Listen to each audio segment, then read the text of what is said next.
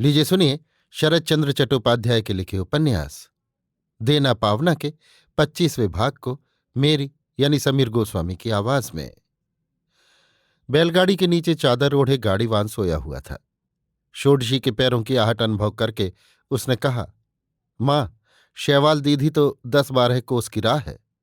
कुछ रात रहे न चलने से पहुंचने में कल पहर भर दिन चढ़ जाएगा। षोडशी ने कहा, अच्छा वही होगा। कई पग आगे बढ़कर षोडशी ने कहा, शायद आपने सुन लिया कि मैं कहाँ जा रही हूं। जीवानंद ने कहा, सुना क्यों नहीं। षोडशी ने कहा, बहुत दूर नहीं है। आपका क्रोध इतने से रास्ते को अनायास ही खोज सकता है। जीवानंद ने कहा, लेकिन तुम्हारे प्रति मेरे मन में क्रोध तो नहीं है। घर खोलकर षोडशी ने भीतर प्रवेश किया। फिर कहा, मेरे पास केवल एक ही कंबल है जो गाड़ी में बिछा हुआ है। आपको बैठने के लिए दूं, ऐसा कुछ यहां नहीं है। निर्मल बाबू होते तो अपना आंचल बिछा देती, लेकिन आपको तो ये शोभा न देगा। ये कहकर जरा मुस्कुराकर घर के कोने से एक कुशासन फर्श पर डालकर बोली, अगर अपराध न मानिए तो। जीवानंद बिना कुछ कहे उस पर बैठ गया। इतने बड़े छिपे हुए व्यंग का उत्तर न पाकर षोडशी को मन ही मन विस्मय हुआ। दीपक का प्रकाश बहुत ही क्षीण हो चला था। षोडशी ने उसे तेज करके और हाथ में लेकर जीवानंद के मुंह के पास जाकर क्षण भर मौन भाव से देखकर कहा, क्या सोच रहे हैं, बताइए तो। मेरे सोचने का, मेरी भावनाओं का क्या कोई अंत है? अंत ना हो, आदि तो है, वही कहिए। जीवानंद ने सिर हिलाकर कहा, ना, वो भी नहीं है। जिसका अंत नहीं उसका आदि भी नहीं रहता। षोडशी के मुंह तक आया कि कहे, ये सब तो केवल दर्शन शास्त्र की बोली है, केवल कहने भर को है। इसी को लेकर संसार नहीं चलता। किंतु जीवानंद के मुख को देखकर उसके मुंह से आवाज नहीं निकली। मन ही मन उसने विस्मित होकर अनुभव किया कि आज उसने केवल एक उत्तर देने के लिए ही ये बात नहीं कही। इस बात को लेकर वो और तर्क करना नहीं चाहता। जिसे उसने बिल्कुल ही निष्फल समझ लिया है, उसे लेकर और तर्क क्यों। उसी जगह चुप रहने के बाद षोडशी ने उठकर दीप को यथास्थान रख दिया। हाथ धोने के बाद फिर कहा, मेरी एक प्रार्थना मानिएगा। क्या प्रार्थना? इस घर में एक दिन आपने मांग कर भोजन किया था।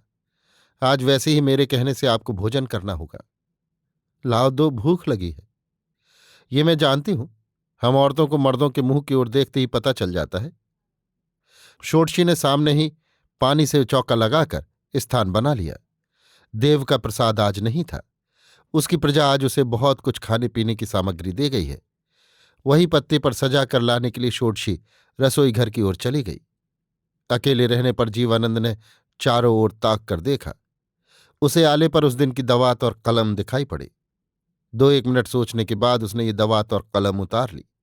पॉकेट से एक चिट्ठी निकालकर उसमें जो एक कोरा अंश था वो फाड़कर दीपक के सामने आकर वो पत्र लिखने लगा। जान पड़ता है 3-4 पंक्तियों से अधिक नहीं लिखा। पत्र समाप्त करके बंद किया, फिर ऊपर षोडशी का नाम लिखकर उसे जेब में रख लिया।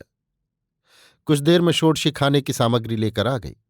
शाल पत्ते के दोने में पानी से भिगोए हुए महीन धान के चिवड़े, शालपत्र के दोने में दही और अन्य एक पत्ते में कुछ फल मूल और चीनी तथा एक लोटे में जल लाकर जीवानंद के सामने रखकर थोड़ी सी मलिन हंसी हंसकर उसने कहा, उस दिन धनी का दिया हुआ देवी का प्रसाद था और आज गरीब के घर के चिवड़े, दही और जरा सी चीनी है। ये क्या आपको अच्छा लगेगा? हाथ मुंह धोकर खाने के लिए बैठकर जीवानंद ने कहा, तुम खाने के लिए दो तो मैं मुंह के लिए चिंता नहीं करता अलका, लेकिन पेट को सहन हो जाए तो ठीक है। मेरा वही फिर पेट का दर्द। बात पूरी भी नहीं हुई थी कि पलक झपकने के पहले ही षोडशी ने वो पत्ता जीवानंद के आगे से खींच लिया।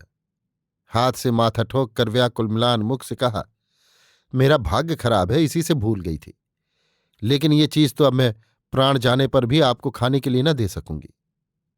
जीवानंद ने लज्जा का अनुभव करके कहा, थोड़ी खाने से शायद हानि ना होगी। षोडशी ने कहा, शायद? शायद को लेकर आप लोगों का काम चलता है, किंतु हम औरतों का नहीं चलता। लेकिन इसके लिए तुम्हें दुख होगा। षोडशी ने आंखें फाड़कर कहा, दुख क्या होगा जी? जाते समय तुम्हारे मुंह का कौर छीन लिया है। कुछ भी खाने को नहीं दे सकी। मैं तो रो रोकर ही मर जाऊंगी। क्षण भर चुप रहकर फिर एकाएक एक प्रकार से अनुनय भरे स्वर में वो कह उठी। उस समय अनेक झंझटों के मारे रसोई नहीं बना सकी। इस समय संध्या के बाद बनाई है भात और मछली का झोल। मछली का झोल कैसे? षोडशी ने हंसकर कहा। क्यों, मैं विधवा हूं क्या? मैं तो सब खाती हूं। इतनी देर बाद जीवानंद हंसा। बोला, तो वो सब अपने लिए रखकर मुझे दया करके फलाहार क्यों कराने चली थी? मुझसे भूल हुई, मुझसे अपराध हुआ। 100 बार भूल स्वीकार करती हूं। अगर कहिए तो मैं आपके आगे 10 हाथ नाप कर नाक में खत दे सकती हूं। कहते हुए वो भीगे चूड़ों का पत्ता उठाकर हंसती हुई मछली का झोल और भात लाने के लिए उठ गई। षोडशी के प्रश्न के उत्तर में जीवानंद ने जब कहा था कि उसकी भावना चिंता का आदि अंत नहीं है, तब झूठ नहीं कहा था। जान पड़ता है बात बढ़ाकर भी नहीं कही थी। अपने जीवन को उसने कभी अपनी आलोचना का विषय नहीं बनाया, उस पर विचार नहीं किया। इसी से बिछोने के अभाव में उसकी शैया पर बहुमूल्य शॉल बिछता है।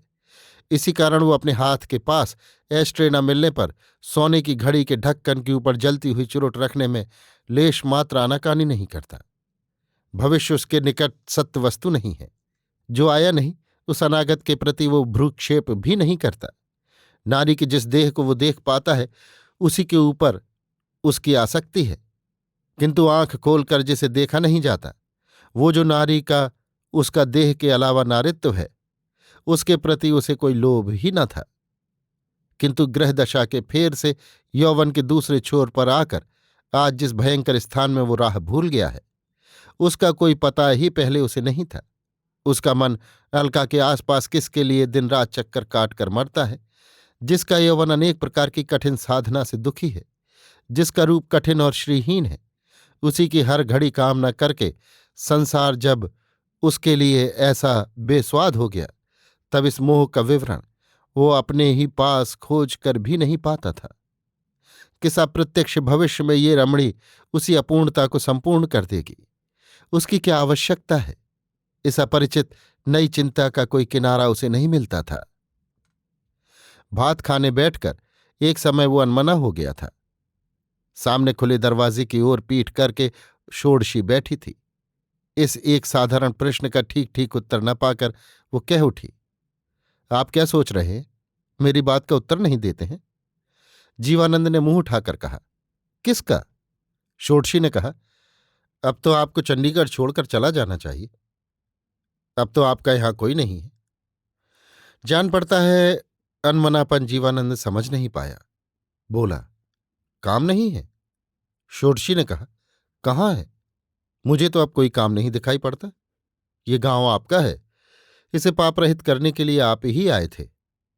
मुझ जैसी असती को निर्वासित कर देने के बाद अब यहां आपकी क्या आवश्यकता है? मैं तो नहीं देख पाती। लेकिन तुम तो असती नहीं हो, कहकर जीवानंद आंखें खोलकर षोडशी की ओर ताकता रहा। क्षण भर के लिए दोनों की आंखों से आंखें मिली। इसके बाद षोडशी ने अपना मुंह दूसरी ओर फेर लिया।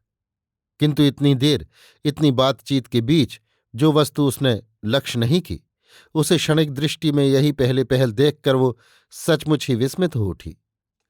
जीवानंद की आंखों में वो बुद्धि की तेजी नहीं थी। मुख की बातों की तरह उसकी चितवन स्पष्ट, सरल और स्थूल थी। वो अब ये देख पाई कि उसकी वक्रोक्ति और मान अभिमान इस आदमी के निकट व्यर्थ हुआ। जरा चुप रहकर उसने कहा, किंतु ये बात तो इतने दिन मेरी अपेक्षा आप ही अधिक जानते थे। जीवानंद ने कहा, किंतु निर्मल तुमको प्यार करता है, ये तो सच है। इसके उत्तर में षोडशी ने अपनी लज्जा से लाल हो गए चेहरे को दूसरी की दृष्टि से ओझल रखकर कहा, ये क्या मेरा दोष है? और कोई प्यार की कंजूसी से मेरे जीवन को दूभर बना डाले तो वो भी क्या मेरा अपराध है? लेकिन उसका मुंह देखकर षोडशी को पछतावा हुआ।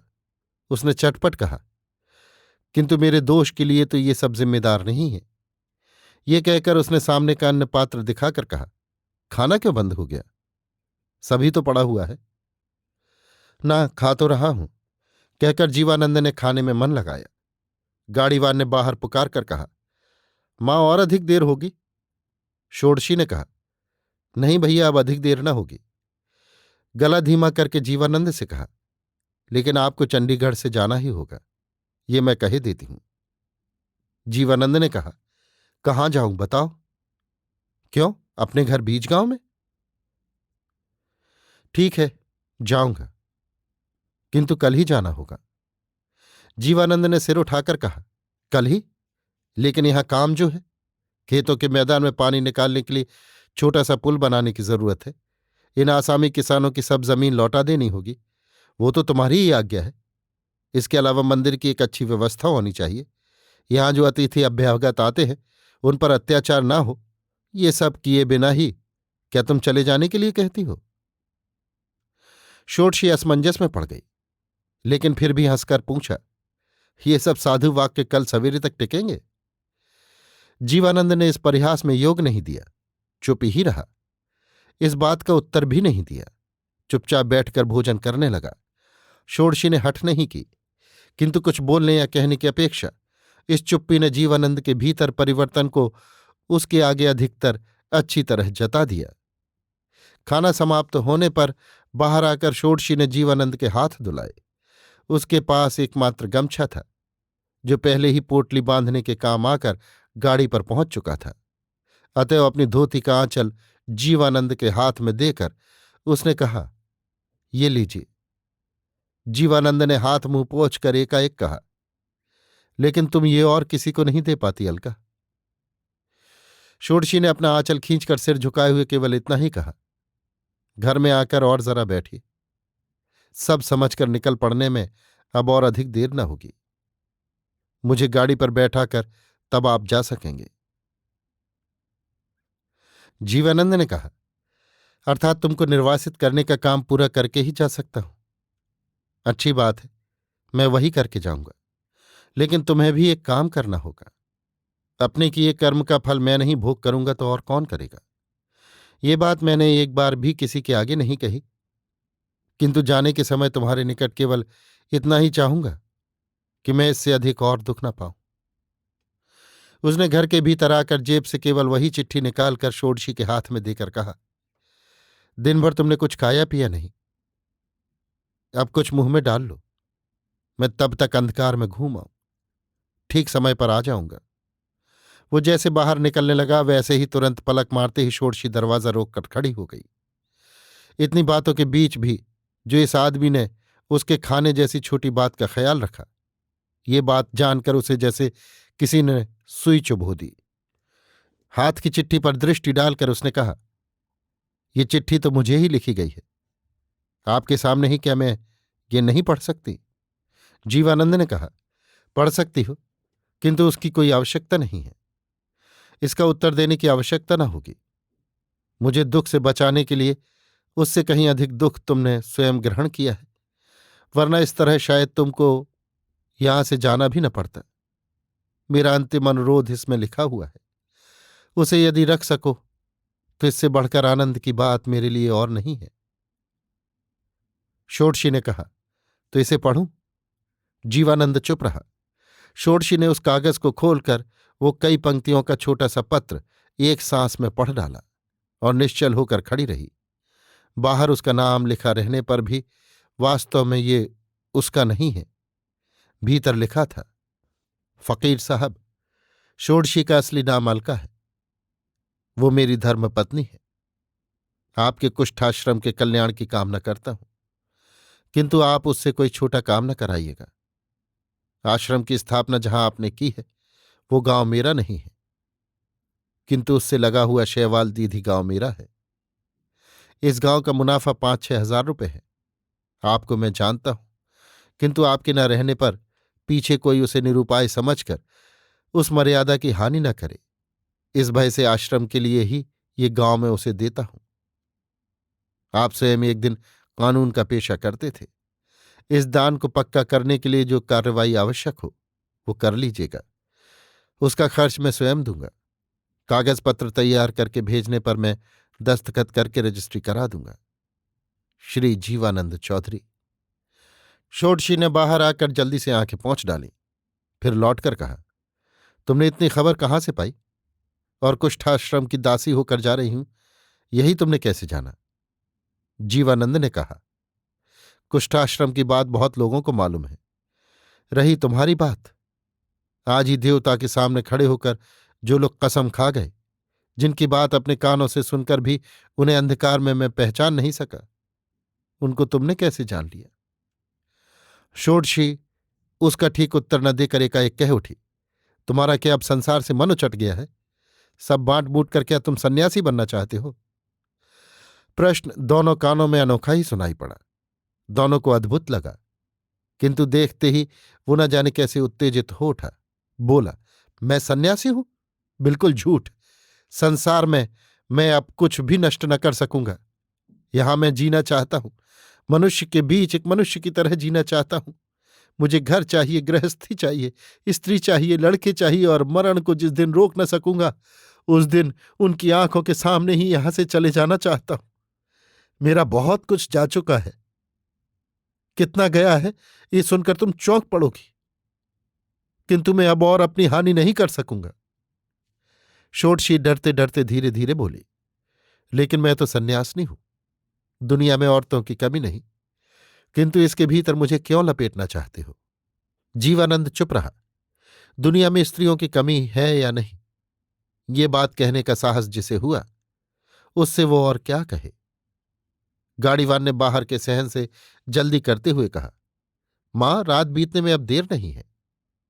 चलो भैया, चलती हूं, कहकर षोडशी बाकी बचा हुआ तेल दीपक में डालकर उसी क्षीण ज्योति को बढ़ाकर बाहर निकल आई। घर में ताला बंद करने की आवश्यकता नहीं थी। जीर्ण द्वार में केवल जंजीर चढ़ाकर, गले में आंचल डालकर उसने जीवानंद के पैरों के पास धरती पर माथा टेक कर प्रणाम किया। फिर उसके पैरों की धूल माथे से लगाकर कहा, मैं जाती हूं। जीवानंद ने कहा, कुछ खाने पीने का वक्त नहीं मिला?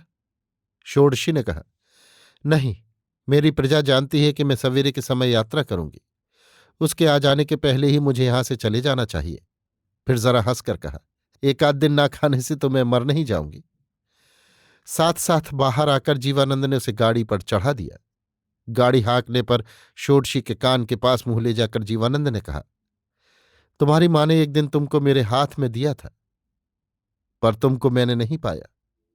अगर उस दिन कोई मुझे तुम्हारे हाथ में सौंप देता तो आज जान पड़ता है तुम अंधकार में इस प्रकार छोड़कर नहीं जा सकती थी। इसका जवाब षोडशी को ढूंढे नहीं मिला। खाली इन बातों की एक अव्यक्त असीम व्याकुल ध्वनि उसके दोनों कानों में भर गई। गाड़ी मोड़ में घूमने के पहले ही उसने मुंह घुमाकर देखा। शेष रात्रि के घने अंधकार में ठीक उसी जगह जीवानंद मौन होकर खड़ा हुआ है। पौ फटने में अधिक देर न थी। जीवानंद खेतों की राह से अपने घर को लौटा। कुछ देर से एक अस्फुट कोलाहल उसके कानों में पड़ रहा था। कुछ दूर आगे बढ़ते ही सामने के आकाश में उषाकाल की लाल आभा के समान लाल रंग का प्रकाश उसे दिखाई पड़ा, और चलने के साथ ही साथ वो शब्द और वो प्रकाश धीरे धीरे बढ़ने लगा। अंत में पास आकर उसने देख पाया कि अनेक लोगों की व्यर्थ चिल्लाहट और दौड़ धूप के बीच बीज गांव के जमींदारों का प्रमोद भवन, उसके नाना की बड़ी ही साध का शांति कुंज आग में जलकर राख का ढेर होने में अब अधिक देर नहीं है। अभी आप सुन रहे थे शरत चंद्र चट्टोपाध्याय के लिखे उपन्यास देना पावना के 25वें भाग को मेरी यानी समीर गोस्वामी की आवाज में।